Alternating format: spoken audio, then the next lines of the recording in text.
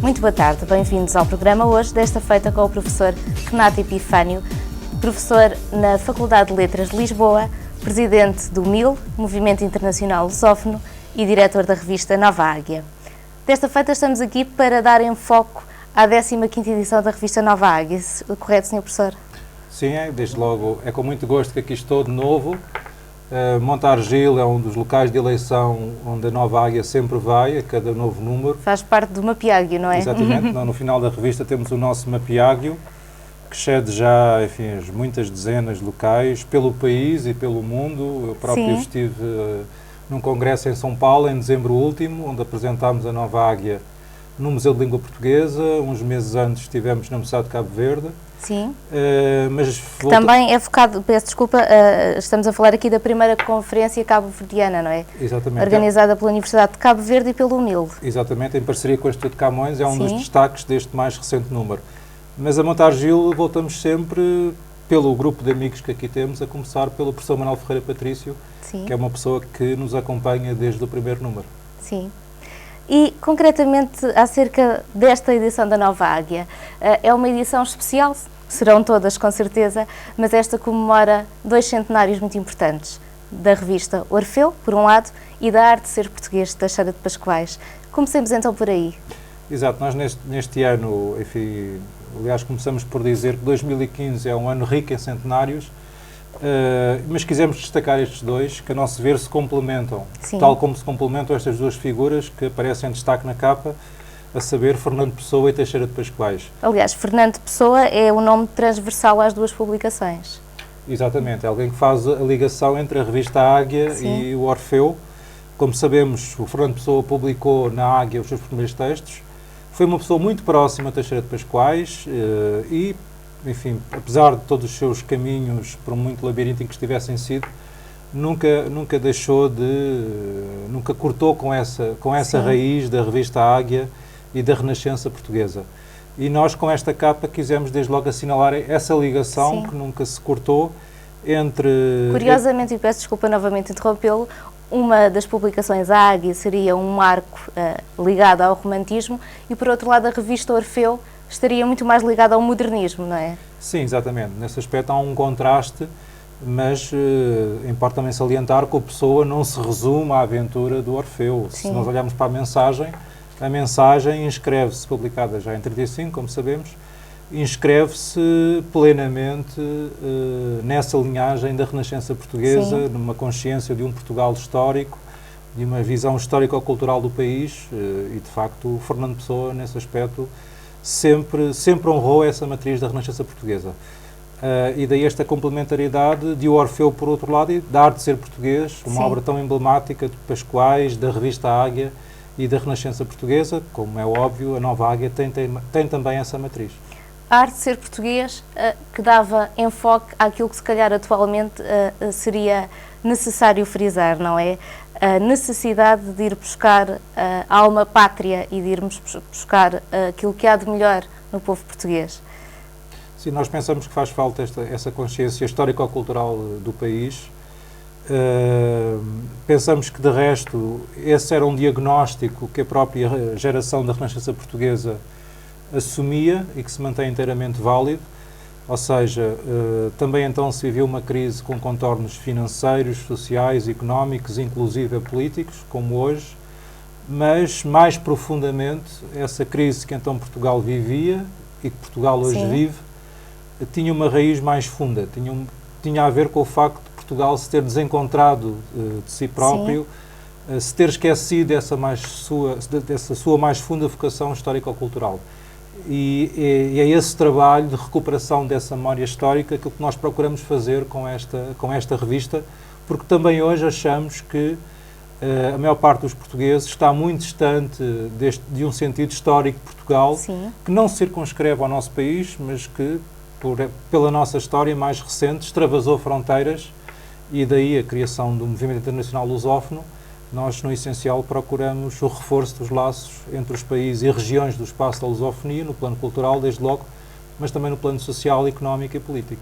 E também passando uma certa pedagogia, não é? E de educação e necessidade de modelagem dos jovens para aqueles que são os valores portugueses essenciais, ou aqueles que eram vistos como os valores portugueses essenciais na arte de ser português de Pascoais. Quer-nos falar também um bocadinho sobre essa temática? Exato, enfim, a revista tem a colaboração de muitas figuras, não só portuguesas, como lusófonas não portuguesas, recuso-me a chamá-las estrangeiras, porque precisamente nós queremos promover esse sentido de uma cultura lusófona, necessariamente plural e polifónica. Temos sempre o contributo de autores, investigadores, ensaístas brasileiros, cabo-verdianos, angolanos, timorenses, ensaístas e poetas, porque a Nova Águia é essencialmente uma revista de ensaio, mas tem também lugar para a poesia.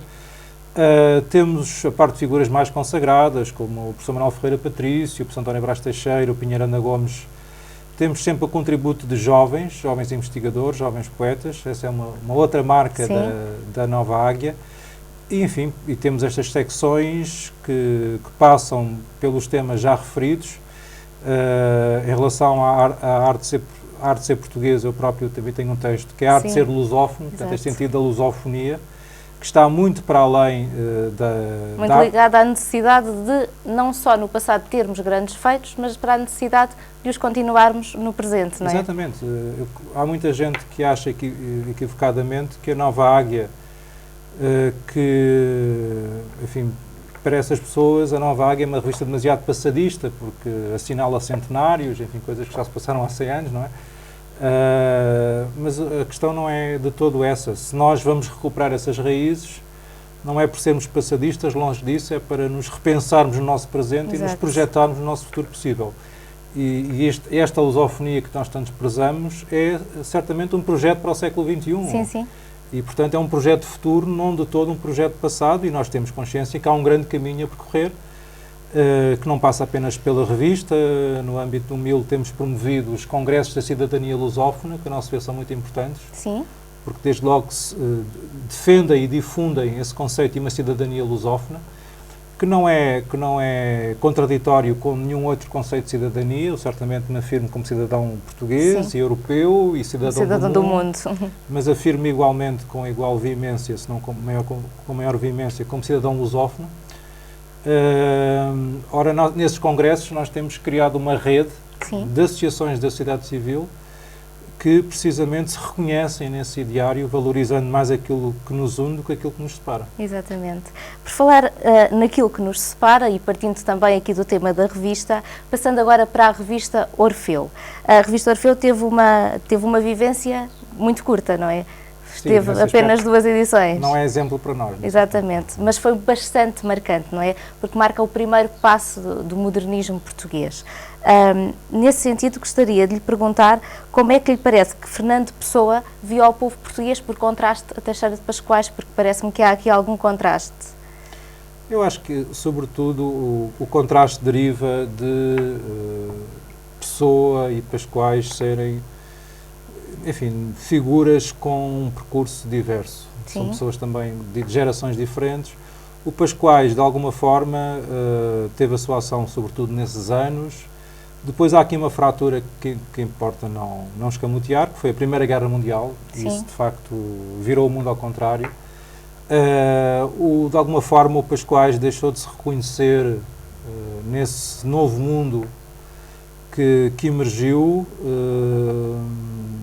O Pessoa, pela sua idade, pela sua ascendência anglo-saxónica, em parte, pelos contactos que foi mantendo ao longo da vida, estava mais aberto, disponível para esses novos momentos mais muito mais progressista, não é?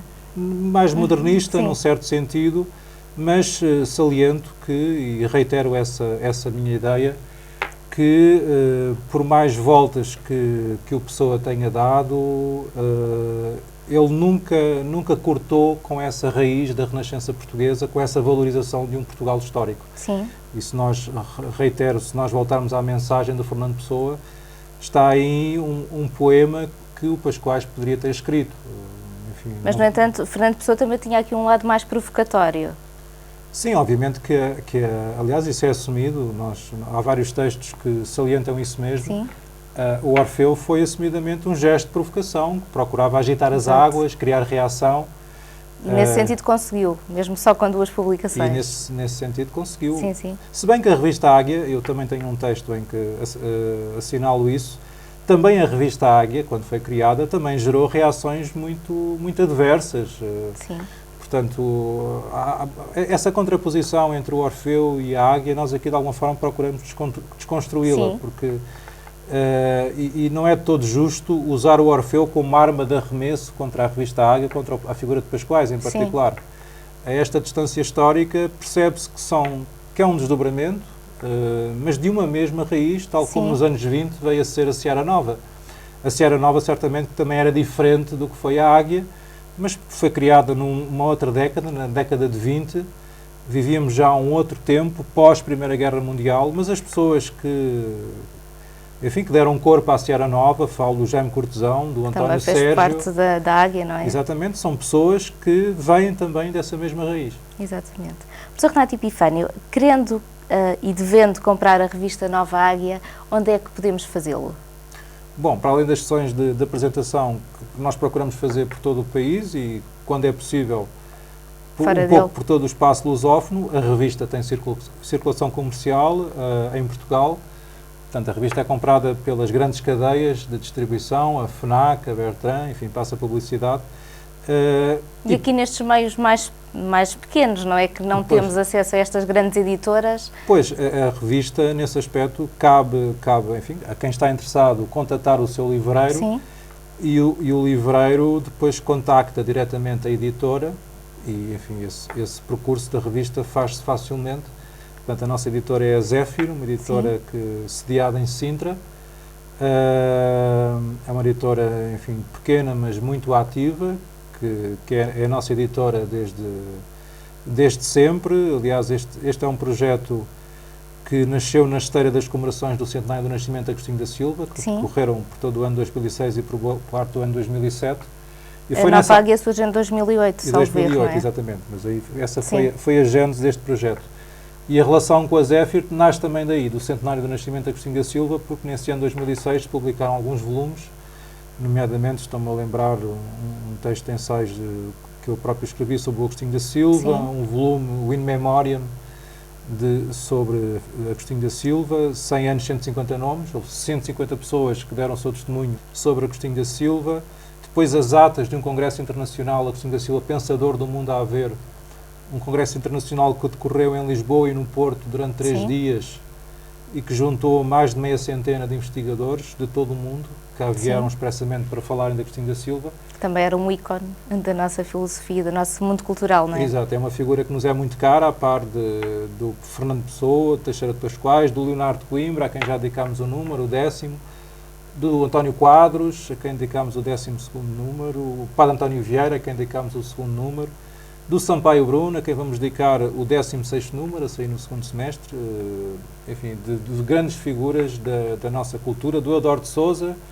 Já agora também refiro que este volume que saiu na coleção Nova Águia, já que a Nova Águia, para além de ser o nome desta revista semestral, é também o nome de uma coleção de livros, que excede já as quatro dezenas de títulos, e este é o mais recente. Eudoro de Sousa, não é? Eudoro de Sousa, uma figura do nosso pensamento muito importante. Faz também a ligação entre Portugal e o Brasil. Ele teve um percurso muito próximo de Agostinho da Silva.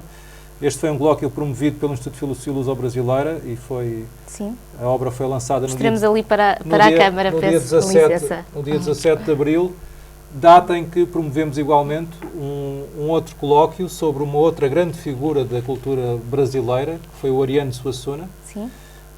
De resto, esse colóquio está gravado e, portanto, podem também visioná-lo no nosso sítio na internet. Eu costumo sempre dizer, isto é uma graça, mas é verdade, quando se digitava Nova Águia ao princípio, aparecia sempre o último reforço do Benfica, mas agora aparece sempre a revista.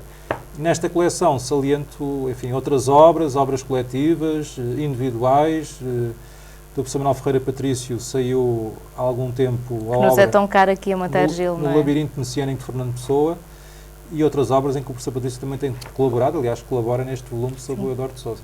Muito bem.